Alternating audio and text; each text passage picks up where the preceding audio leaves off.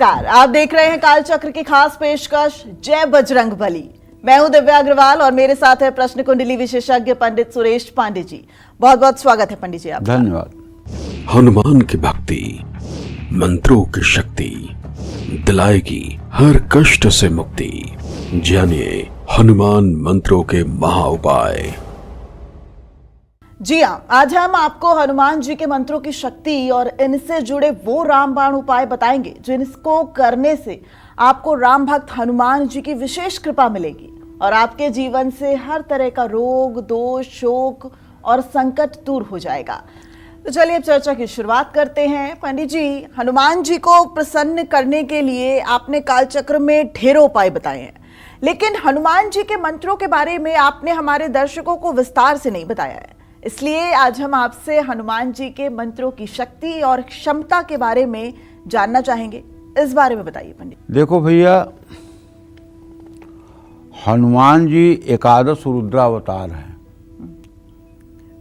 और इसे शिव के अंश हैं। हनुमान जी के बारे में कौन क्या बता पाएगा? किसी की सामर्थ्य नहीं है कि हनुमान जी के बारे में कोई कुछ बता पाए। ये बात अलग है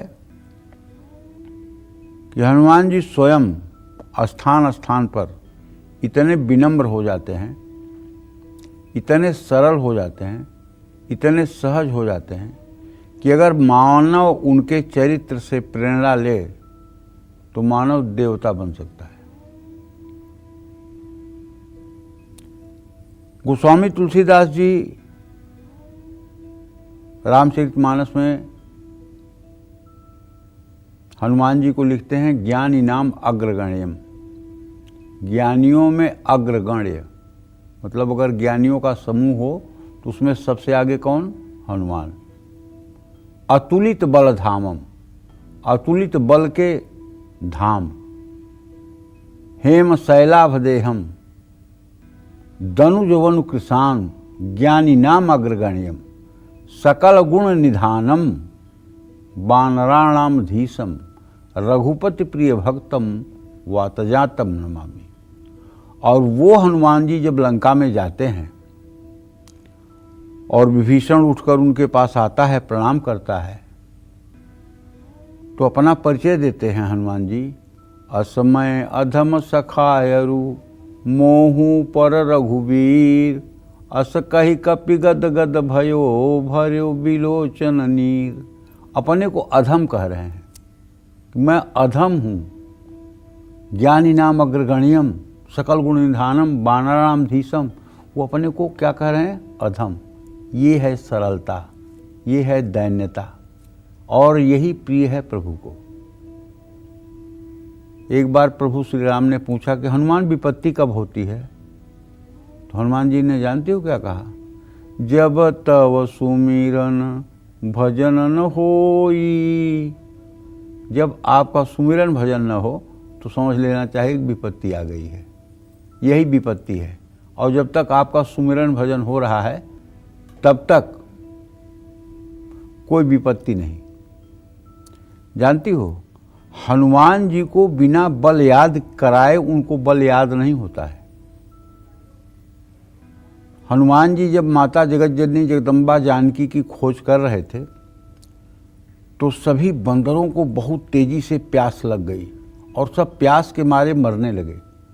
हनुमान जी ने एक टीले पर चढ़ करके देखा तो एक गुफा में से पंछी निकल रहे थे और उनके पंखों से पानी झड़ रहा था।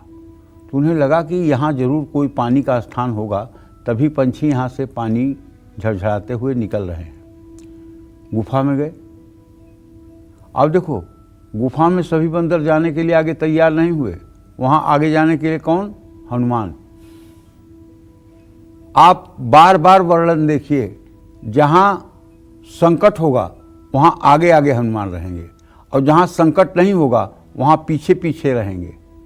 पीछे पीछे हनुमान नहीं रहते, पवन सुत रहते हैं। वही हनुमान है, वही पवन सुत है। पवन सुत का मतलब कि अगर आप शुभ कार्य में जा रहे हैं तो पीछे अगर पवन सुत हैं तो वायु वेग का धक्का देकर आपको आगे बढ़ाएंगे कि आप अच्छे कार्य में जाइए। और जहाँ चैलेंज है, चुनौती है, संकट है, वहाँ आगे आगे रहेंगे। इसलिए कि हनुमान उनकी दाढ़ी जो है ये वज्र से मतलब कि जो है सुरक्षित है। तो वहाँ चुनौतियों को स्वीकार करने के लिए हनुमान जाते हैं। तो जब वहाँ अंदर गुफा में गए तो गुफा में सभी बंदरों ने पानी पिया, रुचिकर फल खाए, तो देखा वहाँ एक तपस्विनी दिव्य स्त्री बैठी हुई है। इसका रामचरितमानस में बड़ा छोटा सा वर्णन है, वाल्मीकि रामायण में छोटा सा वर्णन है, लेकिन आनंद रामायण में बहुत विस्तृत वर्णन है। तो उस महिला से जाते हैं, प्रणाम करते हैं। वो महिला कहती है आप लोग किस कार्य से आए हैं तो बताए। कहना अच्छा ठीक है, आप लोग आँख मूंदिए और जाइए प्रभु श्री राम का काज करिए। तो ये लोग आँख मूंदे, बंदर की जात, कोई कोई तो ऐसे ऐसे करता रहता है। उस देवी के प्रभाव से ये लोग जाकर समुद्र के किनारे पहुंच गए, आंख बंद करते ही। और अगर शायद और देर तक आंख बंद किए होते तो ये लोग समुद्र पार चले जाते। और हनुमान जी वहां बैठ करके क्या कर रहे हैं, श्री राम जय जय राम, श्री राम जय जय राम, श्री राम जय जय राम। अब उनसे जामवंत जाके कह रहे हैं अरे हनुमान उठो, जानकी का पता लगाने तुम्हें जाना है। तो हनुमान जी कह रहे हैं श्री राम जय जय राम, श्री राम जय जय राम। मतलब जामवंत जी उन्हें उठाने का प्रयास कर रहे हैं और वो खोए हैं श्री राम जय जय राम। तब जामवंत जी ने कहा अरे राम काज लगी तब अवतारा। जब ये कहते हैं राम काज लगी तब अवतारा, सुनत ही भय पर्वताकारा, कनक भूधरा कार शरीरा, समर भयंकर अति बल वीरा।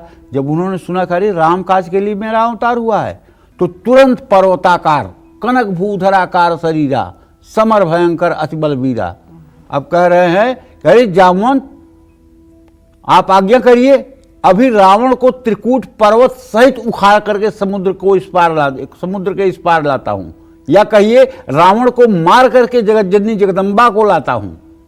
आप आदेश करिए या इस त्रिकूट पर्वत को ले आकर समुद्र में डुबो देता हूं, आप केवल आदेश करिए। हनुमान जी उसमें अतुलित वेग में थे, यानी शक्तियों का एहसास करा दिया जामवंत। हाँ, जामवंत ने शक्तियों का एहसास करा दिया। लेकिन फिर देखिए विवेक, इसी को ज्ञानी नाम अग्रगण्य हम कहते हैं, क्योंकि वो जोश में बोल रहे थे। लेकिन जामवंत जी मैं आपसे पूछता हूँ, आप बुजुर्ग हैं, आप बताइए कि मुझे क्या करना चाहिए। तो जामवंत ने कहा केवल आपको जाकर मैया की सुधि लानी है और राम जी से बतानी है, इसके बाद राम जी जा करके अधूरा काम पूरा करेंगे। ठीक है। जामवंत के वचन सुहाए, सुनि हनुमंत हृदय अति भाए, तब लग मोहि परख्यों तुम भाई, सही दुख कंद मूल फल खाई। जब लगिया मोह सीतहि देखी, होई है काज मोहि हरस बिसेखी। अस कहनाई सबन कर्मा था, हरस चले ही धरि रघुनाथा। सुंदरकांड नाम क्यों पड़ा सुंदरकांड का? तो सिंधु तीर एक भूधर सुंदर, कौतुक कूदी चढ़े उता ऊपर। एक सुंदर नाम का पर्वत था। हनुमान जी कौतुक में खेल में ही उस पर्वत पर चढ़ गए। बार बार रघुवीर संहारी, तरके पवन तनय बल भारी। जहि गिर चरण दे हनुमंता, चले सुगा पाताल तुरंता। तो कहने का मतलब हनुमान जी का ज्ञान इससे ही स्पष्ट होता है कि जब वो समुद्र में जाने लगते हैं तो समुद्र कहता है मैनाक पर्वत से कि अरे ये राम का भक्त है, इसे थोड़े देर के लिए विश्राम दे दो, थक जाएगा, इतना बड़ा 100 योजन का समुद्र कैसे पार करेगा।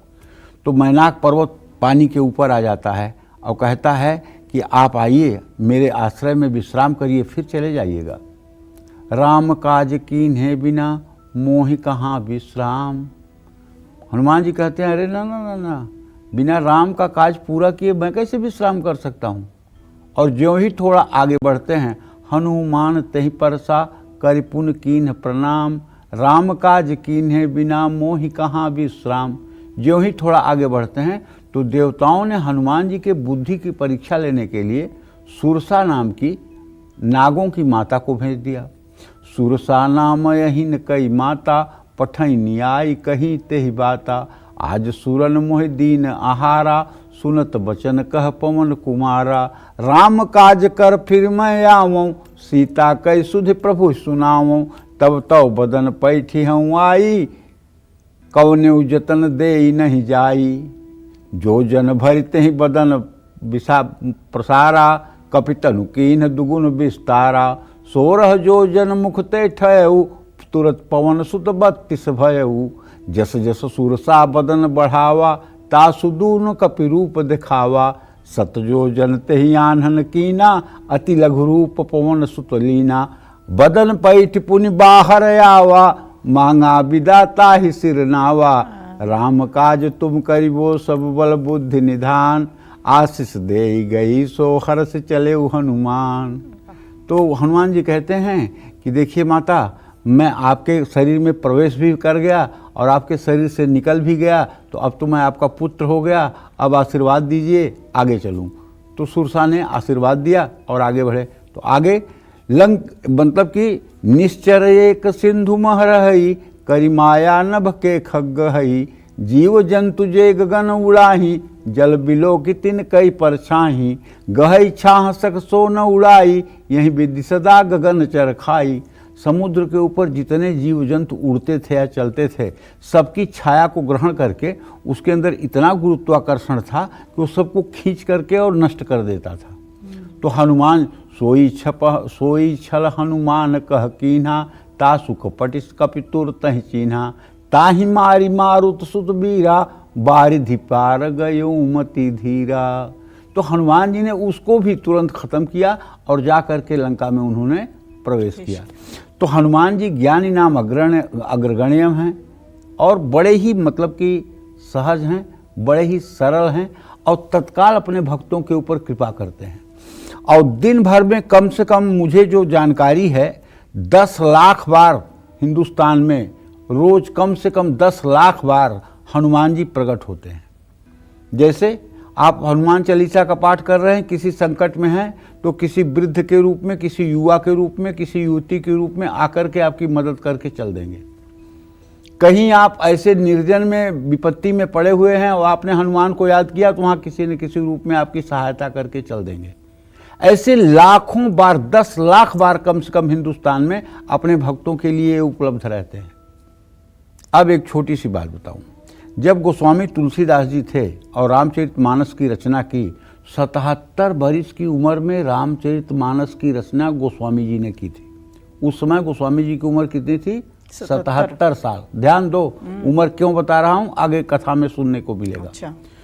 तो एक दिन गोस्वामी जी कथा कह रहे थे, खूब भीड़ बैठी थी और एक तांगा, जिसको मतलब कि तांगा कहते हैं, घोड़े से जो चलता है, उस पे एक सुंदरी स्त्री, 2-4 मतलब कि बाजा वजा बजाने वाले जा रहे थे और सुंदरी स्त्री ने देखा कि तुलसीदास जी गोस्वामी जी कथा कह रहे हैं। वो तुरंत मतलब कि कूद करके आई और बोली, अरे पंडित जी, बलैया जाऊँ आपके, आप कहाँ हैं? इतने दिन से कोठे पे नहीं आ रहे हैं। गोस्वामी जी हक्के बक्के रह गए। अब जनता ने सोचा, अच्छा तो ये इतनी कथा कहने वाले बेश्या के घर भी जाते हैं। तो आधी भीड़ उठ करके चली गई तुरंत और गोस्वामी जी कथा कहने लगे। फिर दूसरे दिन वो मतलब कि जो है शराब निकालने वाले जो होते हैं, वो अपना शराब का हाड़ी वाड़ी लेके जा रहे थे, देखे आए और गोस्वामी जी को प्रणाम किए। बोले, आजकल महाराज जी मंगा नहीं रहे हैं सेवा में और थोड़ा पैसा भी बकाया है आपके ऊपर, जो आपने पिया है तो उसको आप दे नहीं रहे हैं। तो गोस्वामी जी प्रणाम किए और वो चला गया। तो फिर आधी जनता और उठ के चली गई। तीसरे दिन एक आदमी 3-4-5 बकरियां लेके जा रहा था, देखा, अरे महाराज आप यहाँ, आजकल महाराज आपकी सेवा नहीं हो पा रही है, कुछ आप मंगा नहीं रहे हैं। सबने कहा, अच्छा तो ये वेश्या के कोठे पे भी जाता है, शराब भी पीता है और मांस भी खाता है, अब इसकी कथा में कोई न रहेगा। सब उठ के चले गए, कोई न बचा, एक बचे। तो गोस्वामी जी ने कहा, भैया जब सब लोग चले गए आप क्यों बैठे हो, आप भी जाओ।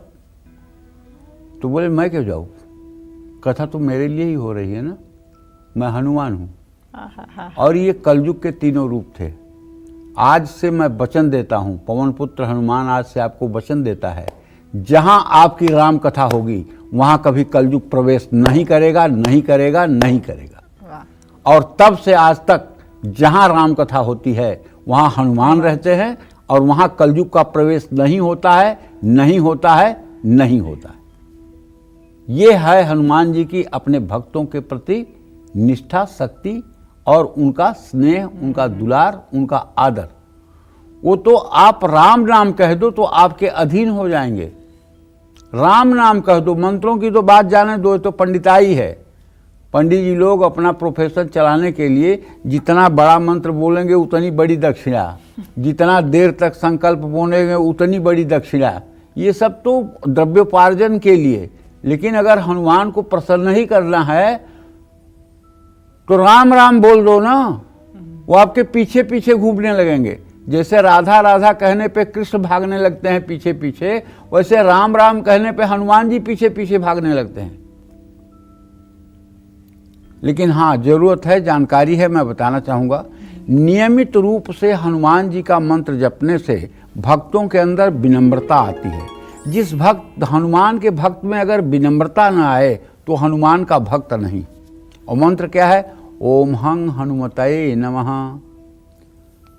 ऐसा व्यक्ति हर स्थिति में एक विजेता के रूप में उभरता है और चुनौतियों से लड़ने में सक्षम होता है। हनुमान मंत्र के नियमित जप से भूत, प्रेत, बुरी आत्मा, बुरे विचार और बीमारियों से भी मुक्ति मिलती है।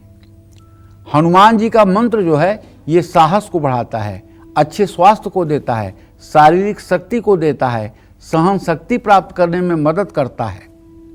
हनुमान का मंत्र जो है ये शनि, राहु, मंगल और केतु के अशुभ प्रभाव को तत्काल नष्ट करता है। अगर किसी के जीवन में परेशानियां हैं तो हनुमान जी के मंत्रों का जप करने से निश्चित रूप से कष्ट कम होने लगता है। बजरंगबली के मंत्र से कर्ज और कष्ट दोनों से मुक्ति मिल सकती है। हनुमान जी के मंत्र रोग प्रतिरोधक क्षमता को बढ़ाने की क्षमता रखते हैं। हनुमान जी का मंत्र मजबूत आत्मविश्वास देता है, लंबी आयु प्रदान करता है।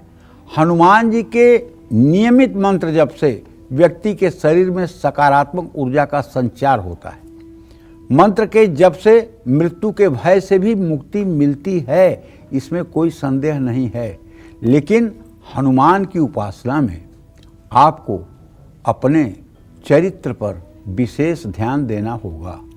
मैं ये नहीं कह रहा हूँ कि आप गृहत्यागी होकर के ब्रह्मचारी बन जाइए। मैं ये कह रहा हूँ कि आप अपने गृहस्थ जीवन में रहते हुए, गृहस्थोचित मर्यादा में रहते हुए हनुमान जी की अगर उपासना करेंगे तो हनुमान जी की कृपा सदैव आप पर बनी रहेगी। गृहस्थोचित मर्यादा जो है उसके अनुसार अगर आप अपना जीवन और अपना जीवन निर्वाह करेंगे तो हनुमान जी सदैव आपके साथ हैं। और हनुमान जी को प्रसन्न करने के लिए तो राम कह देना ही हनुमान जी आपके पीछे हो जाते हैं। ये तो भक्तों के भक्त हैं। भगवान राम जब जाने लगे बैकुंठ तो सारे अयोध्यावासी आकर के यमुना में खड़े हो गए कि हम भी चलेंगे, हम भी चलेंगे, हम भी चलेंगे। वो धोबी भी खड़ा हो गया जिसने मां जानकी के ऊपर आरोप लगाया था। जनता मार मार के उसको बाहर निकालने लगी, भक्त तू नहीं जाएगा साथ में। राम जी की तरफ देखा उसने, राम जी को दया आई, रोने लगा। राम जी ने उसे बुला के अपने बगल में खड़ा कर लिया, कहा नहीं तू भी चलेगा। और सब लोग बैकुंठ गए। जितने अयोध्यावासी थे सबके लिए बैकुंठ का द्वार खुला था। फटाफट फटाफट फटाफट सब लोग बैकुंठ में चले गए। लेकिन जब धोबी की पारी आई तो बैकुंठ का द्वार बंद हो गया। क्यों भैया?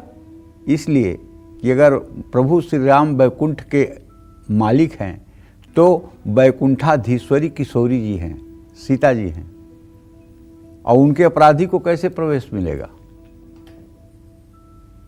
तब प्रभु श्री राम ने किशोरी जी से प्रार्थना करके और उस धोबी के लिए बैकुंठ का द्वार खुलवाया था।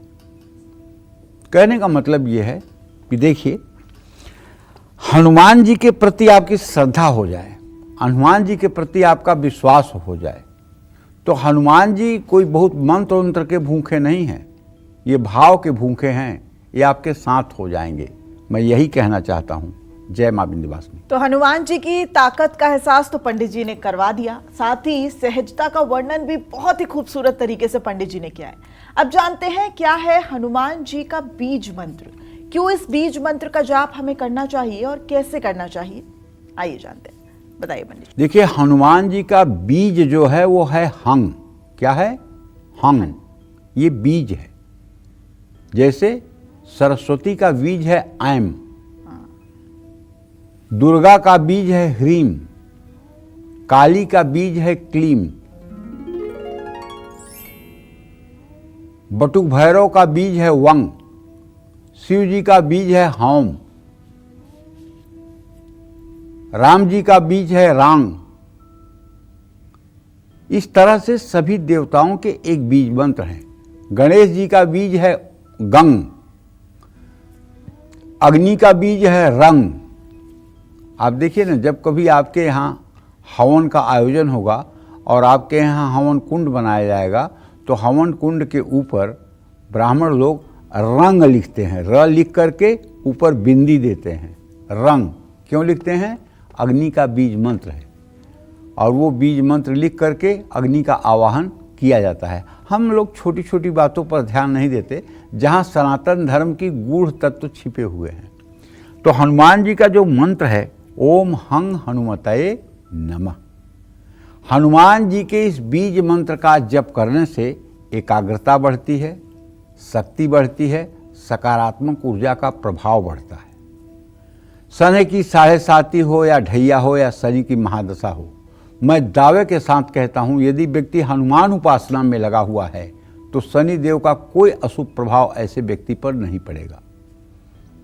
बीज मंत्र के जप से शरीर को बल मिलता है और सहन शक्ति बढ़ती है, साहस और आत्मविश्वास में वृद्धि होती है, नकारात्मक ऊर्जा को भी दूर रखता है। हनुमान जी का बीज मंत्र, हनुमान जी के बीज मंत्र का जप सूर्योदय के समय आप करें तो बहुत ही अच्छा रहेगा। वैसे आप कभी भी कर सकते हैं। पूरब दिशा की ओर मुँह करके 108 बार भी अगर ये बीज मंत्र रोज बोला जाए तो निसंदेह ऐसे व्यक्ति के अंदर पॉजिटिविटी रहती है। जिन लोगों की जन्म कुंडली में मंगल नीच राशि में है, जिन्हें लाइट रात में बुझाते ही डर लगने लगता है, जो अकेले वॉशरूम नहीं जा पाते हैं, किसी को कहते हैं चले खड़े रहो तब मैं बाथरूम जाऊंगा, जिनके मन में एक अदृश्य भय है, जो भयभीत होते हैं, जो लाइट बुझाते ही मतलब कि घबराने लगते हैं, ऐसे सभी लोगों को चाहिए कि मन लगा करके हनुमान जी की उपासना करें, क्योंकि इससे मंगल मजबूत होगा और मंगल साहस, क्रोध और पराक्रम का कारक ग्रह है। हनुमान जी का जन्म मंगलवार के दिन हुआ। मंगल के ये देवता हैं, इसलिए हनुमान जी की उपासना से मंगल अपने आप ठीक हो जाता है, इसमें संदेह नहीं करना चाहिए। यदि आपकी जन्म कुंडली में मंगल नीच राशि का है और आप हनुमान जी की उपासना में तन्मय हैं तो आप पक्का मान के चलिए कि मंगल चाहे आपके कुंडली में अस्त हो और चाहे मंगल आपकी कुंडली में नीच राशि में बैठा हुआ हो, कर्क राशि में बैठा हुआ हो, नीचांशक में हो, तब भी हनुमान जी की उपासना से आपको राहत मिल जाएगी, इसमें कोई संदेह नहीं है। जय मां विंध्यवासिनी। पंडित जी ने बताया ओम हम हनुमतये नमः, इसमें जो हम शब्द है वो बीज मंत्र है और इसके अनुसरण से आपके सभी कष्ट दूर हो जाएंगे। चलिए अब जल्दी से जानते हैं पंडित जी से कि हनुमान जी का मूल मंत्र कौन सा है, क्या है इस मूल मंत्र के जाप से हमारी परेशानियों और संकट दूर हो सकते हैं। आइए जानते हैं पंडित जी, अब मूल मंत्र के बारे में बताइए। हनुमान जी का स्मरण करने से, केवल स्मरण करने से सारे संकटों का नाश हो जाता है। दुनिया का कोई ऐसा संकट नहीं। अरे सोचो ना दिव्या, लक्ष्मण जी के ऊपर संकट आया तो हनुमान जी ने एक क्षण में संजीवनी बूटी ला दिया ना। तो अगर भगवान का संकट को दूर कर सकते हैं तो फिर हम लोग तो पानी के बुलबुले हैं। जैसे पानी के ऊपर बुलबुले दिखाई देते हैं और कुछ मिनट के बाद फूट जाते हैं, उसी तरह से हम लोग बुलबुले की तरह कुछ समय दिखाई दे रहे हैं। 60, 70, 80 साल की उम्र में बुलबुला फूट जाएगा, इसका कोई अस्तित्व नहीं। न मेरे दादा और मेरे परदादा को कोई जानता है, न कल कोई मुझे जानेगा। ये दुनिया भूलने में बहुत एक्सपर्ट है। जब तक आप जीवित हैं तब तक आपसे बड़ा लगाव है। जिस दिन आप चले गए तो आपकी पुण्यतिथि पर भी लोगों के पास समय नहीं होगा। तो यहाँ जितने लोग दिखाई दे रहे हैं जो अहंकार में पागल होकर घूम रहे हैं, उनको शायद ये पता नहीं है कि वो भी पानी के एक बुलबुले हैं, किसी भी समय फूट सकते हैं, किसी भी समय फूट सकते हैं।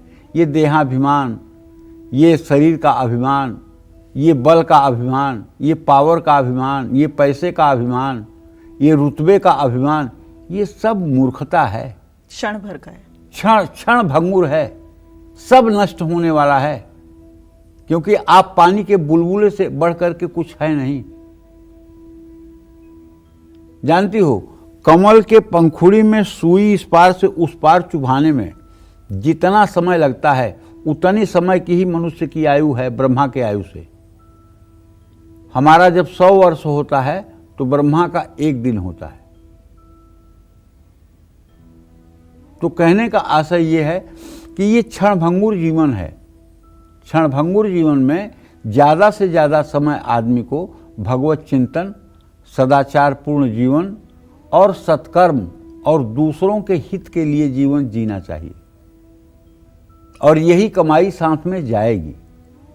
तो भाई, श्री हनुमताय नमः, इस मंत्र का भी जीवन में अगर कोई भी रुकावट आ रही है तो हनुमान जी के मूल मंत्र का जप आप कर सकते हैं। अगर बार बार असफलता मिल रही है तो भी मूल मंत्र का जप कर सकते हैं। लेकिन एक बात सुन लीजिए कान खोल करके, कल मत कहिएगा कि आपने तो कहा था। 1-2 माला जप करने से कुछ होता नहीं है। 1-2 माला जप करोगे तब तक आप ही का दिमाग स्थिर नहीं होगा। कोई भी मंत्र हो, जब तक वो 24 मिनट कम से कम नहीं जपा जाएगा तब तक उसका कोई पुण्य आपको नहीं मिलने वाला है। कुछ लोग ये कहते हैं कि महाराज जी, हम तो एक माला गायत्री करते हैं, 1 माला नमः शिवाय करते हैं, 1 माला नमो भगवते वासुदेवाय करते हैं, 1 माला श्री रामचंद्राय नमः कहते हैं, 1 माला सब करते हैं। अरे करो, बुद्धि भ्रष्ट हुई है तो कोई क्या समझाएगा आपको। 24 मिनट तक जब तक कोई मंत्र नहीं जपा जाएगा तब तक उसका आपके जीवन पर कोई चमत्कारी प्रभाव नहीं होगा। कम से कम 24 मिनट एक मंत्र को अगर आप जपेंगे तब वो आपके 72,000 नस नाड़ियों को पॉजिटिव करेगा। 24 मिनट क्यों कह रहा हूं? इसलिए कि 60 घटी का एक 24 घंटा अहोरात्र होता है, 24 मिनट की 1 घटी होती है। तो कम से कम उपासना 24 घटी की तो होनी ही चाहिए। इसलिए 24 मिनट कह रहा हूं। और अगर इसको दुगुना कर दीजिए, 48 मिनट कर दीजिए तो अच्छा है, 60 मिनट कर दीजिए तो बहुत अच्छा है, और इससे आगे बढ़ जाइए तो अच्छा ही अच्छा है। अब कुछ लोग हैं, 1 माला नमः शिवाय कर दिए, अब सोचते हैं शंकर जी आ जाएं, मेरे दरवाजे पे झाड़ू लगाएं। अरे ऐसे कुछ नहीं होता है। 12,000 वर्ष तक पार्वती ने तपस्या किया सूखे बेल के पत्ते खाकर शिव जी को प्राप्त करने के लिए, और उसके बाद संकल्प देखिए, कोट जतन लग रगर हमारी, बरहु शंभु न रहूं कुंवारी। इतनी बड़ी प्रतिज्ञा कि 1 करोड़ जन्म लूंगी तब भी मेरी रगड़ यही रहेगी कि या तो शिव को पति रूप में पाऊंगी या तो कुंवारी मर जाऊंगी। अब सोचिए, मतलब पार्वती जी को 12,000 वर्ष सूखे बेलपत्र खा के तपस्या करनी पड़ती है, और आप चाहते हैं कि 108 बार नमः शिवाय कर लें और शंकर जी आएँ आपके दरवाजे पे झाड़ू लगा करके और सोने चांदी का जो है कलश रख करके और चले जाएं। ऐसा कुछ न होने वाला है। कुछ तन्मयता दिखाइए प्रभु के प्रति, कुछ समर्पण दिखाइए, कुछ त्याग दिखाइए। अगर वैवाहिक जीवन में कलेश है तो भी हनुमान जी के मूल मंत्र का आप जप करिए, आपको लाभ मिलेगा, ये मेरा दावा है। नौकरी या कारोबार में दिक्कत है, पढ़ाई में मुश्किल आ रही है, तो भी इस मंत्र को जपिए। शारीरिक कष्ट और मानसिक तनाव में भी ये मंत्र चमत्कारी है। जय मां विंध्यवासिनी। पंडित जी, अब चर्चा को आगे बढ़ाएं, लेकिन हमारे दर्शक आपके द्वारा पौराणिक कथाओं को बड़े दिल से सुनते हैं। ऐसे में शनि और हनुमान से जुड़ी कोई एक बहुत दिलचस्प कथा हमें जरूर बताइए। शायद हमारे दर्शकों ने न सुना हो तो वो आज सुन लेंगे। देखो, ऐसा है, रावण जो था बड़ा पराक्रमी, दुष्ट और वरदानी था। उसके साथ वरदान था कि मनुष्य और बंदर को छोड़कर उसको कोई मार नहीं पाएगा। चलत दसानन डोले अवनी, जब वो चलता था ना पृथ्वी पर तो धरती डोलती थी। पूरा कैलाश को दोनों हाथों पर उठा करके शिव तांडव स्तोत्र कहा है उसने। बड़ा अतुलित बलशाली वीर था, तपस्वी। हाँ, लेकिन स्वर्गलोक से आते हुए उसने विमान में अपनी बहू के साथ बलात्कार कर दिया। और वो बहू किसकी थी? कुबेर की। और कुबेर इनका भाई, तो भाई की बहू भी तो बहू हुई। उसने श्राप दिया। ये वाल्मीकि रामायण की कथा है, पढ़ लीजिएगा जिसको समझ में ना आए, कि अब अगर तू अपने जीवन में किसी महिला को उसके मर्जी के खिलाफ स्पर्श करेगा तो ये तेरे 10 सिर के 20 टुकड़े हो जाएंगे। और इस श्राप के डर के मारे उसने किसी पराई स्त्री को गलत तरीके से उसके बाद स्पर्श नहीं किया है। ये श्राप था उसके साथ। अपने बहू के साथ जो व्यभिचार किया था, बहू ने श्राप दिया था। अच्छा, वो मानता था उस श्राप को? क्यों नहीं समझ रहा मानेगा? था? नहीं मानता तो टुकड़े टुकड़े हो जाते सर, इसलिए मानता था। टुकड़े टुकड़े हो जाते सर। तो कहने का मतलब यह है कि रावण दुष्कर्मी था और बहुत गंदा था।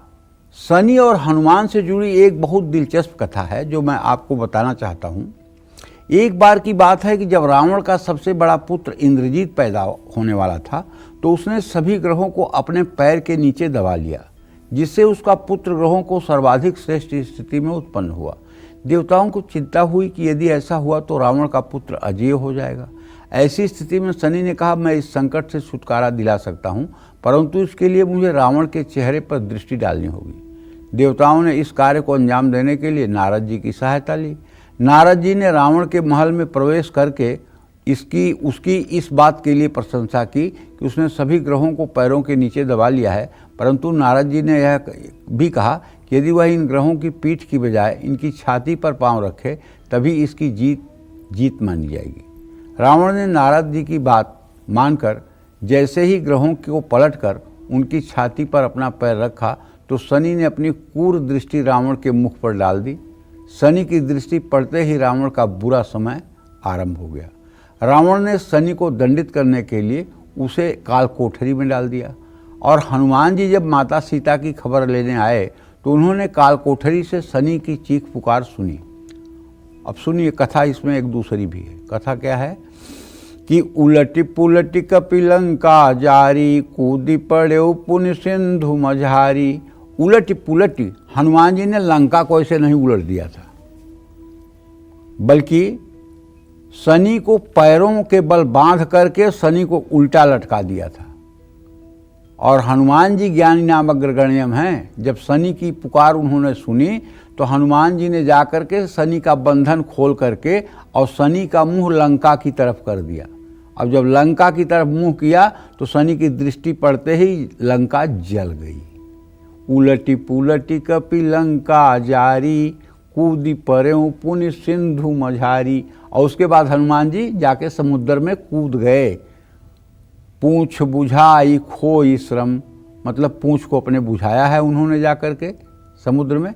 तो शनि को इस काल कोठरी से जब से मुक्त किया है तब से शनि ने हनुमान जी को ये वचन दिया है कि मैं आपके भक्तों को कभी कष्ट नहीं पहुंचाऊंगा। तभी से शनि प्रदत्त कष्टों के निवारण हेतु हनुमान जी की आराधना की जाती है। जय मां विंध्यवासिनी। आज पंडित जी आपको हनुमान मंत्रों की शक्ति और इनको जपने से होने वाले फायदों के बारे में बता रहे हैं। अब अपनी चर्चा को आगे बढ़ाते हुए बात करते हैं हनुमान गायत्री मंत्र की। इस मंत्र के जाप से आपको क्या कुछ मिल सकता है, आइए जानते हैं। बताइए पंडित। भैया, गायत्री मंत्र, गायत्री छंदसाम मातेत, गायत्री वेदों की माता है और सभी देवताओं का अपना अपना गायत्री मंत्र है। मूल गायत्री मंत्र तो आप जानते ही हैं, ओम भूर्भुवः स्वः तत्सवितुर्वरेण्यं भर्गो देवस्य धीमहि धियो यो नः प्रचोदयात्। लेकिन हर देवताओं का अपना एक गायत्री है। तो जैसे हनुमान जी की गायत्री क्या है? ओम आंजनेयाय विद्महे वायुपुत्राय धीमहि तन्नो हनुमत प्रचोदयात्। हनुमान गायत्री मंत्र का जप करने से संतान सुख की प्राप्ति होती है। शनि की 7.5 में हनुमान गायत्री मंत्र का जप जरूर करना चाहिए। ये मंत्र दुर्घटना से रक्षा करता है। और सबसे बड़ी बात है कि अगर किसी के ऊपर कोई आत्मा का दोष है, भूत प्रेत की तगड़ी बाधा है, या भूत प्रेत आपके साथ अप्राकृतिक कर्म करते हैं। अप्राकृतिक कर्म का मतलब आप समझते होंगे जो इसके पेशेंट हैं, मतलब वो कर्म जो मनुष्य करते हैं, वो कर्म यदि आपके साथ कोई आत्मा करती है और आप बहुत जगह का चक्कर लगा चुके हैं लेकिन कहीं आपको लाभ नहीं मिला है, आपने बहुत जगहों पे जाकर के सर झुकाया, बहुत ज्ञानी विद्वान लोगों के पास आप गए, ढेर सारे आपने उपाय किया लेकिन आपको लाभ नहीं मिला, तो मैं आज आपको बताता हूँ एकदम सटीक विधि। यदि आपके साथ आप महिला हैं, महिलाओं को ही ये ज़्यादा होता है, और ब्रह्म पिशाच की स्थिति आपके ऊपर है, आपके साथ अप्राकृतिक यौनाचार होता है और आप इसके कारण हर समय बीमार रहती हैं, पति का स्पर्श आपको जहर लगता है, तो आपको चाहिए कि ओम भूर्भुवः स्वः तत् सवितुर्वरेण्यं भर्गो देवस्य धीमहि धियो जो न प्रचोदयात्। ये जो गायत्री मंत्र है, इसका 3 माला सूर्योदय के समय आप नहा करके जप कर लीजिए, और 4 बड़ा चम्मच गाय का घी, 1 चम्मच शहद, 1 चम्मच घी चीनी और 1 चम्मच काला तिल, ये किसी कटोरी में मिलाकर चांदी के चम्मच से 108 बार गायत्री मंत्र से हवन कर दीजिए। ये उपाय लगातार आप 125 दिन तक करिए। मैं दावे के साथ कह सकता हूँ आपको इस महान, ये इतना घोर यातनामय कष्ट है कि जिनके ऊपर ये बीतती है उनसे पूछिए। हमसे तो आए दिन ऐसी महिलाओं का मुलाकात होता है, वो कितने कष्ट में रहती हैं, वो जीना नहीं चाहती हैं, इतनी नरक भरी जिंदगी से वो बाहर निकलना चाहती हैं, मर भले जाएं लेकिन इस ग्लानि भरी जिंदगी से वो निकलना चाहती हैं। और ये उपाय जो मैं कह रहा हूँ एकदम आजमाया हुआ उपाय है। गायत्री सिद्ध नहीं होती जल्दी किसी को, ये मैं भी मानता हूँ, क्योंकि गायत्री का 24 लाख का एक पुरुष चरण होता है, और जब 24 पुरुष चरण गायत्री का होता है तब गायत्री सिद्ध होती है। अगर कोई आदमी 10,000 गायत्री मंत्र का नित्य जप करे तो 16 साल लगातार बिना बीमार हुए अनवरत 16 साल अगर अनुष्ठान करे तो गायत्री की सिद्धि होती है। पंडित श्री राम शर्मा आचार्य को गायत्री की सिद्धि थी। इसके बाद जल्दी किसी को गायत्री सिद्ध नहीं होती है। लेकिन गायत्री का एक फल जो है वो ये है कि गायत्री 1 माला 2 माला 3 माला भी की जाए तो ये भूत प्रेत पिशाच इन सब मतलब की विपत्तियों से मुक्ति दे देती है। तो इसलिए जो लोग किसी भी प्रकार से कष्ट में हैं उन्हें प्रेत बाधा, देवदोष, पिशाच बाधा, इन सब बाधाओं से मुक्ति के लिए वैसे भी हमारे सनातन धर्म में साफ साफ कहा गया है कि हर सनातनी को सुबह उठ करके सूर्य को जल देना चाहिए, हर सनातनी को सुबह प्राणायाम करना चाहिए, हर सनातनी को सुबह गायत्री करना चाहिए, हर सनातनी को सुबह अग्निहोत्र करना चाहिए। कोई बता दे कि इसमें से एक बात मैं ऐसा कह रहा हूँ जो अतिशयोक्ति है या जो शास्त्रों में वर्णित नहीं है। ये 4 काम तो सबको करने चाहिए। प्रातः काल उठना, स्नान करना, सूर्य को जल देना, प्राणायाम करना, गायत्री मंत्र का जप करना और हवन करना हर सनातनी स्त्री पुरुष के लिए आवश्यक है। हर सनातनी स्त्री पुरुष के लिए आवश्यक है। और आज चूंकि हम दिग्भ्रमित हैं, आज हमारे ऊपर कलयुग का महातांडव नाच रहा है, इसलिए न हम प्रातः उठकर स्नान करते हैं, न सूर्य को अर्घ्य देते हैं, न गायत्री करते हैं, न प्राणायाम करते हैं। उसका परिणाम बीमारी और रोग के रूप में हमारे शरीर में प्रविष्ट करता है। तेज, बल और बुद्धि का ह्रास होता है। तो इसलिए गायत्री छंदसाम माते, गायत्री वेदों की माता है। अगर गायत्री का अनुसरण कर लिया जाए तो कष्टों से मुक्ति में समय नहीं लगता है।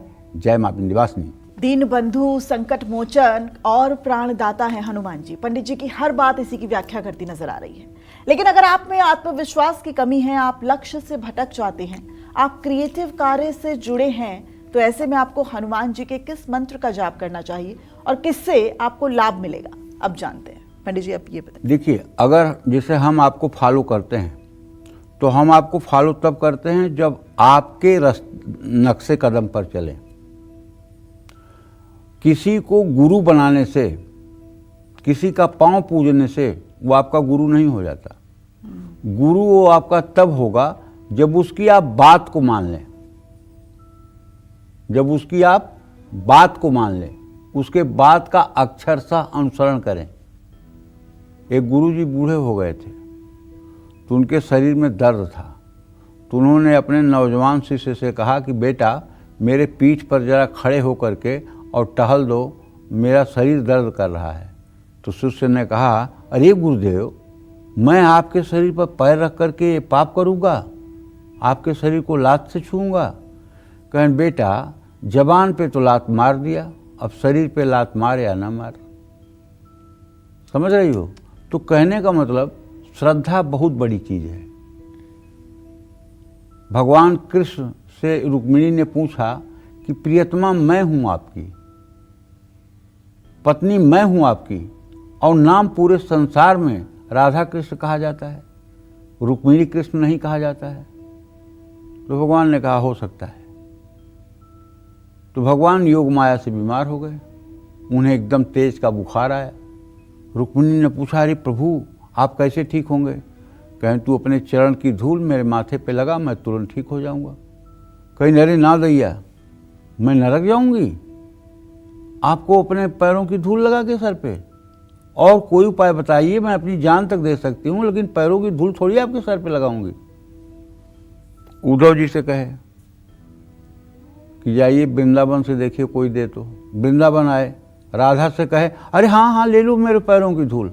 राधा जी गई, खूब धूल में चल करके आई और एक कपड़े पे फटाफट दोनों पैरों की धूल झाड़ी, ले जाओ।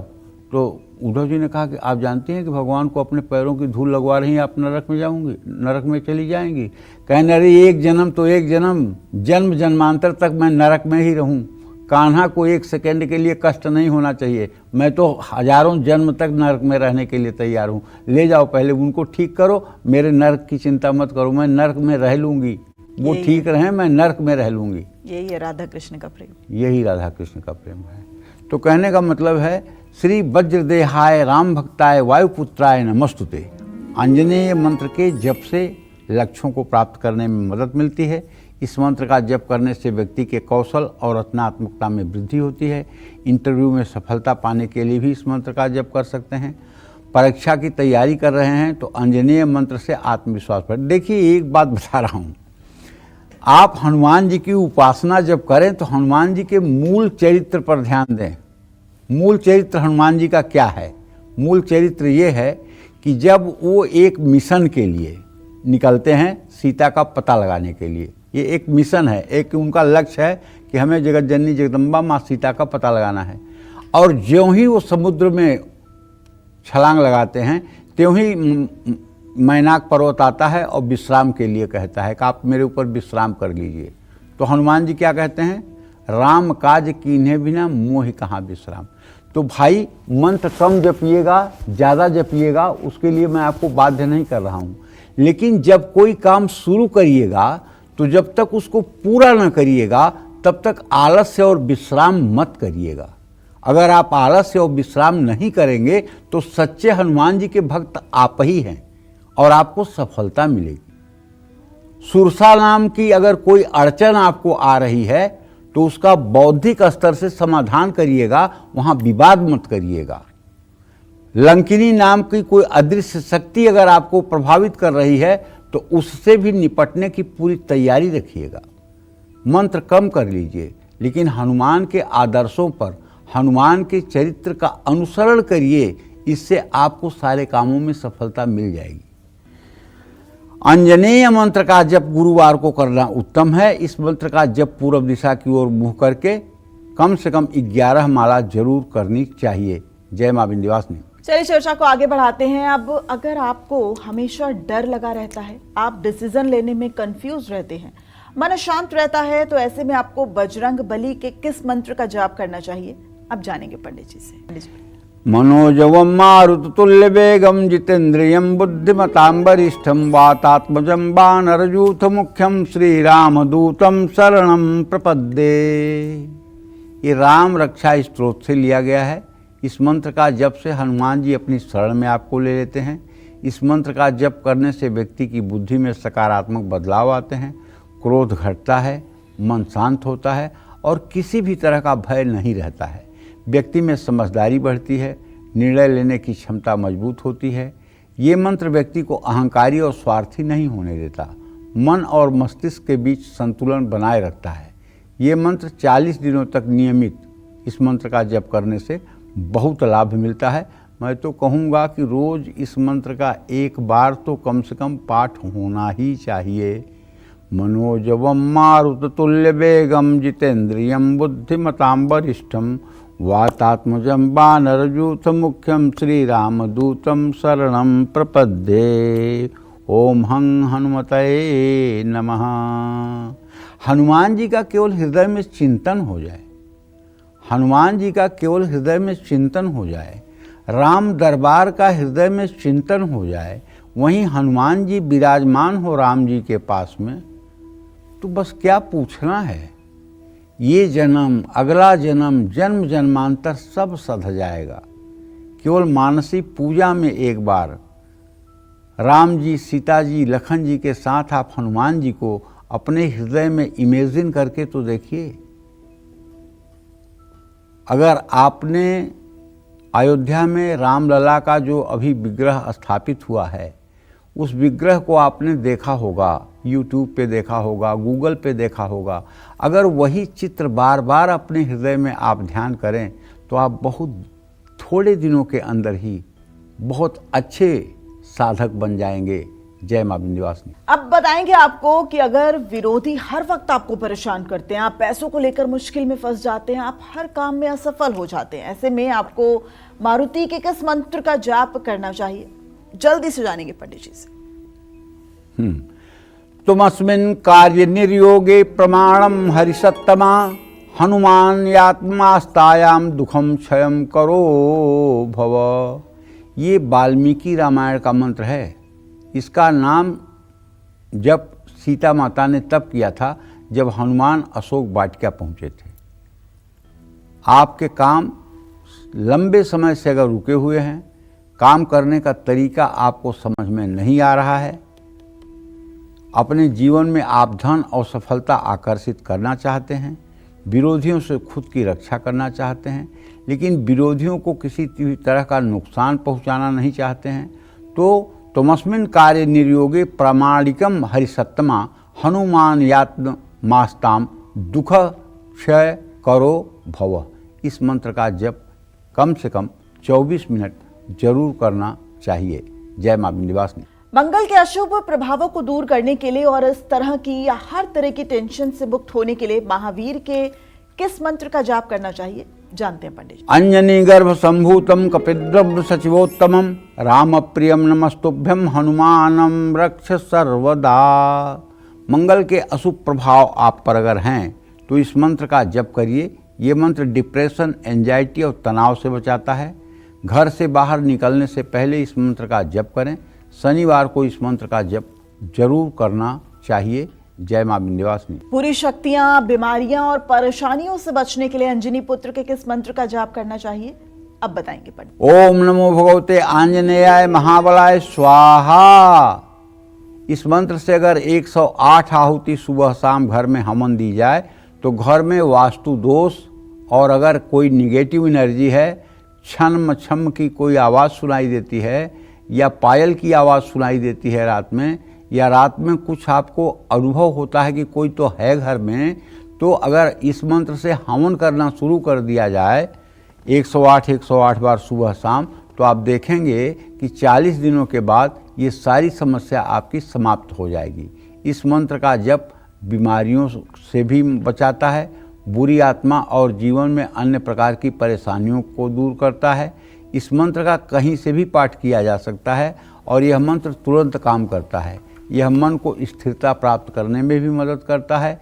इस मंत्र को जप करने के बजाय मंत्र को सुनने से भी मन शांत होने में मदद मिलता है और अच्छी नींद आती है। यह मंत्र मनुष्य में साहस और शक्ति प्रदान करता है। जय मां विंध्यवासिनी। अगर आपके जीवन में सुख समृद्धि की कमी है, अगर आपका समय खराब चल रहा है, तो ऐसे में आपको बजरंग बली के किस मंत्र का जाप करना चाहिए, जानेंगे पंडित जी से। बताइए पंडित। ओम नमो हनुमते रुद्रावताराय सर्वशत्रु संहारणाय सर्वरोग हराय सर्ववशीकरणाय रामदूताय स्वाहा। इस मंत्र के पठन से मनुष्य को सर्व रोगों से मुक्ति मिलती है तथा शत्रुओं पर विजय प्राप्त होती है। हनुमान जी बुरे वक्त की मार से रक्षा करते हैं और समय को आपके अनुकूल और सुख समृद्धि से भर देते हैं। ये मंत्र बड़ा ही अचूक और कलयुग में तो पूर्ण रूपेण चमत्कारिक है।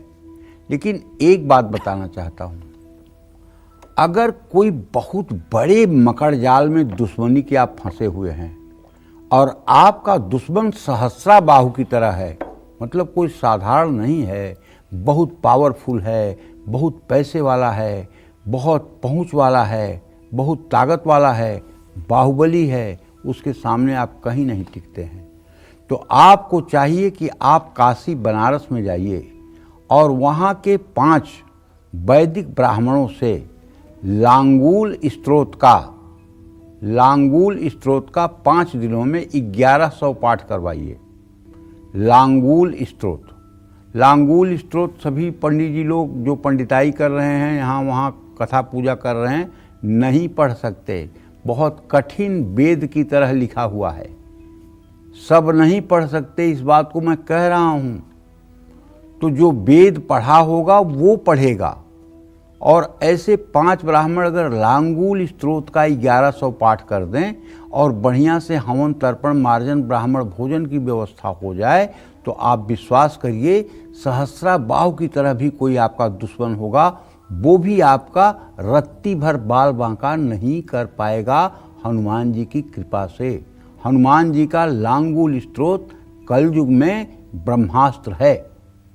जय मां विंध्यवासिनी।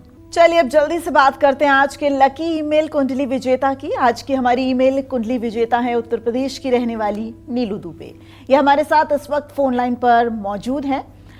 नीलू दुबे जी, बहुत बहुत स्वागत है आपका कालचक्र में। आप पंडित जी से अपना सवाल कर सकती हैं। पंडित जी कोटि कोटि प्रणाम। हाँ, खुश रहो बेटा। पंडित जी, मेरी शादी को मेरे तलाक को 5 साल हो गए हैं। कोई भी संबंध मेरा तय होता नहीं है, जहाँ भी बात चलती खत्म हो जाती है। पंडित जी, मेरा प्रश्न ये है कि मेरी शादी दोबारा कब तक होगी, कैसा जीवन साथी मिलेगा और आगे का मेरा जीवन कैसा रहेगा? आप इसको कृपा कर मुझे थोड़ा सा उपाय बताने की कृपा करें और मेरे को मार्गदर्शन करें आगे के मेरे जीवन के लिए। देखो बेटा, ऐसा है कि तुम जो है 23 जून 1993 को 12:05 पर दोपहर झांसी उत्तर प्रदेश में पैदा हुई हो, कन्या लग्न में पैदा हुई हो और तुम्हारी जन्म राशि कर्क राशि है। कुंडली तुम्हारी बहुत खराब नहीं है, लेकिन तुम मंगली तो हो और इसी मंगली दोष के कारण, मंगल पर शनि की दृष्टि होने के कारण तुम्हारा पहला विवाह जो है बेवकूफ़ियों में टूट गया और अब दूसरे विवाह का संयोग बना हुआ है। अभी से लेकर के 19 जनवरी 2027 के बीच में, माने सन 2026 में आपका दूसरा विवाह हो ही जाएगा और आपकी वैवाहिक जीवन बहुत अच्छा रहेगा। आपको बस एक उपाय करने की ज़रूरत है। जब तक आपका विवाह नहीं होता है तब तक आपको बृहस्पतिवार का व्रत करना चाहिए, केले के पेड़ की पूजा करना चाहिए और बृहस्पतिवार व्रत कथा की पुस्तक पढ़नी चाहिए। पूरे दिन फलाहार करना चाहिए, शाम को भी फलाहार करना चाहिए, दूसरे दिन शुक्रवार को भोजन करना चाहिए और केले के पेड़ की पूजा जरूर करनी चाहिए। घी का दिया जरूर जलाना चाहिए। चने की भीगी हुई दाल और गुड़ का भोग लगाना चाहिए और वो चने की दाल और गुड़ किसी केले के पत्ते पर रख करके गौ माता को खिलाना चाहिए। ये उपाय अगर आपने करना शुरू कर दिया तो आपका वैवाहिक जीवन भी अच्छा रहेगा, संतान सुख भी मिलेगा और आपका मान सम्मान भी खूब रहेगा। जय मां विंध्यवासिनी। अलग अलग हनुमान मंत्रों की तो बात हो गई, अब इन मंत्रों को जपने की सही विधि क्या है, आइए जानते हैं पंडित जी से। पंडित जी, विधि बताइए। देखिए, सुबह जल्दी उठिए, ब्रह्म मुहूर्त में उठिए, स्नान करिए, सूर्य को अर्घ्य दीजिए, प्राणायाम कीजिए, आसन बिछाकर मन में हनुमान जी का ध्यान करिए, हनुमान जी की मूर्ति के सामने बैठकर मंत्र का जप करिए। किसी भी एक मंत्र को चुनिए और उसे कम से कम 24 मिनट तक जप करिए। मंत्र जप रुद्राक्ष की माला से करेंगे तो लाभ मिलेगा। तुलसी की माला के साथ भी हनुमान मंत्र का जप आप कर सकते हैं। मूंगा के माला पर भी हनुमान जी के मंत्रों का जप किया जा सकता है। सुबह या शाम दोनों समय हनुमान मंत्रों का जप किया जा सकता है।